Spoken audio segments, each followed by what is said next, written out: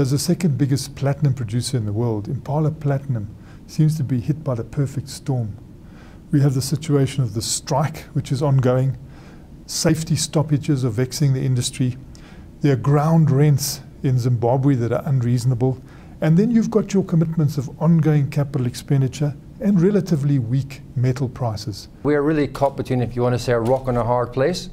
You know, the workers have gone out on strike. It was an illegal strike and we dismissed them. We gave them numerous incentives to come back to be reinstated at their original positions. They have not done so.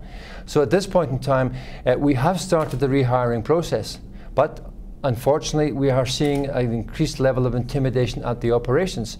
Our feeling on the ground is that the majority of people want to come back to work, but unfortunately the intimidation levels have been raised and people are scared to come back to work. As at this point in time, we've rehired about 6,000 of the 17,000 people. That's still not a critical mass to resume operations. If this had just been a normal strike over a wage issue, it would have been solved long ago. The fact that it's now going on for 4 weeks and that we've now started to try and rehire and then this intimidation level increases again does kind of indicate there's possibly something else in the background being played out here. We need a higher level of security on the operations, and then that must become because I don't think the level of security is strong enough at this point in time. We've got to stop this intimidation. We've got to give people the right to apply for their jobs and go back to work and not be intimidated. I see some analysts are working and they're talking about supply shocks. We are actually forecasting a deficit in the supply demand for platinum this year, and that primarily is a result of South African production going backwards.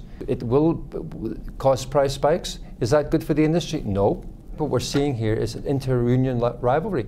We're trying to get the NUM to get their members to come forward and talk to us, but that's proving nigh impossible at this point in time. We've no one to negotiate with, and we have nothing, and we don't know what the grievance is in the first place.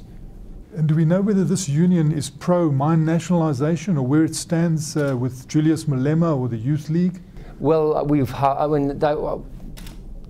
had some side information that says possibly that is where the linkage comes from. Maybe this whole thing is an attempt to undermine the NUM and COSATU. I don't know. As we look at it at this point in time, this is an inter-union struggle. And we're caught right in the middle. And do you see a contagion possibility? Yes.